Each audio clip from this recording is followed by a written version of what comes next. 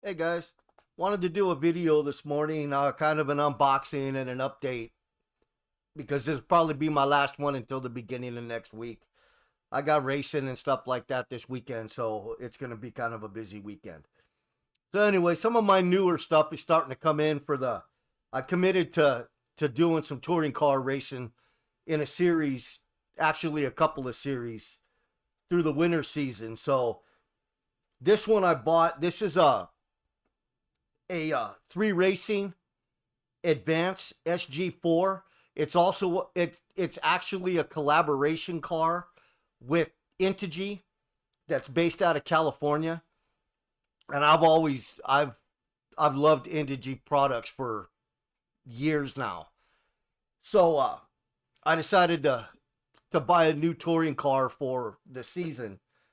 This one is, just so you know, Mike, at our RC Prescriptions, this one is a dual belt car.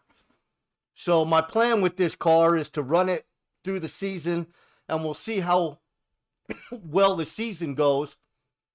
And then at the end of the season, when I got some more time, I'll probably go through it and do a different setup on it and see how its speed runs. I kind of want to compare it, being a belt driven car, to what the shaft drive cars do. So anyway, so the comes packaged really well. It comes in this gorgeous red box. The instruction manual is very clear and very thorough. As you go through it gives you exploded views and stuff of everything. And so it's just loaded with information. Gives you a lot of initial first setup stuff and where to start with the car. They do give you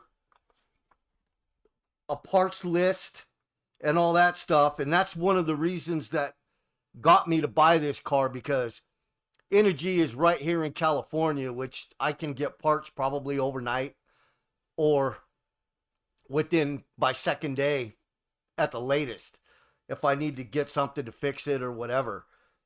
I do have a few extra parts already on order just so I have some stuff going into the season, arms break, stuff like that. So I wanted to get a extra set of CVDs because this car comes with CVDs on all four wheels, which is something that a lot of them don't do.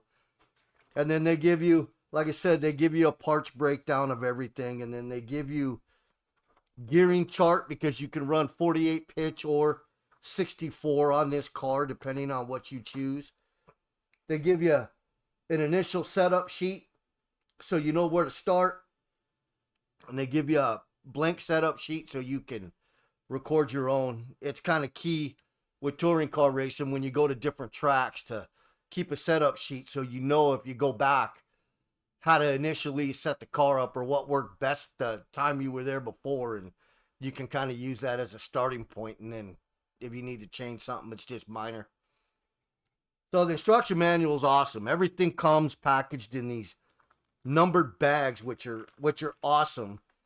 So with the instructions and stuff, it tells you everything for this part of the instructions is in this bag or whatever. It comes packaged really well. They give you all the bags, all the parts. The chassis is a composite chassis. I think some people get too wrapped up with carbon fiber thinking that they have to have carbon fiber, and that's not always the case. I've run composite cars for years running touring cars and other on-road stuff, and they hold up just fine. And then they give you a couple of really nice sticker sheets. So do me a favor, you guys. If you guys want me, I've never really done a build video. If you guys want me to do a build video on this car, let me know in the comments for this video. I will probably start on this car the beginning of next week, putting it together. And if you guys want me to do a build video, I'll probably, so it doesn't end up a 2 or 3 hour video, I will do it in parts as I do as I work on it each night. So, and then another, just so this video doesn't go too long, and then an update on my tt01. Since Poor Boys is over, I'm gonna run this car in a Blinky Tamiya class. So I went through it. I noticed some damage to it after I did the speed runs, and I don't know.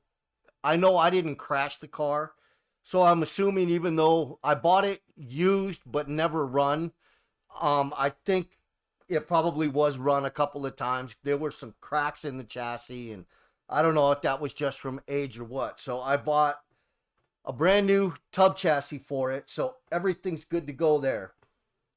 It's got all new hardware in it. And then I put the electronics back in it that I was speed running with, and that's just because I'm waiting on the actual motor and ESC to show up for it, because it's a Blinky spec class, so it was specific, so that should be here next week. And then I have some other motors and stuff coming for stuff for the season. So I didn't do a lot of upgrades on it. They'll only allow you certain things. So I did do one of the things they allow you. I did do the aluminum shocks on it, which I had these on it when I was speed running it. The drive cups and the drive shaft can be aluminum. And you can also do the steering, which I did on this car. Now, I accidentally made the mistake and I ordered a tt02 steering on accident, but I was able to figure out how to get it to work. So on the tt02s, the steering is taller. So all I had to do was flip the Ackerman arms over so it sat lower in the car, and then everything cleared. Then I've got some adjustable turnbuckles and stuff on it now in the front, so I can dial it in the front. But I left the electronics in it that I did the speed run with. I went more conservative on the gearing because it's going to be a track car. But I left the same motor and stuff in it, so just to run it a little bit. I just want to drive it till that spec setup shows up and get used to it a little bit and stuff, and make sure there's no gremlins and stuff like that in it. So anyway, let me know in the comments below if you guys want me to do a build video on the 3 Racing and Integy car. And I will talk to you guys in the next one. Probably be the beginning of next week, because it's going to be a pretty busy weekend. So I will talk to you later.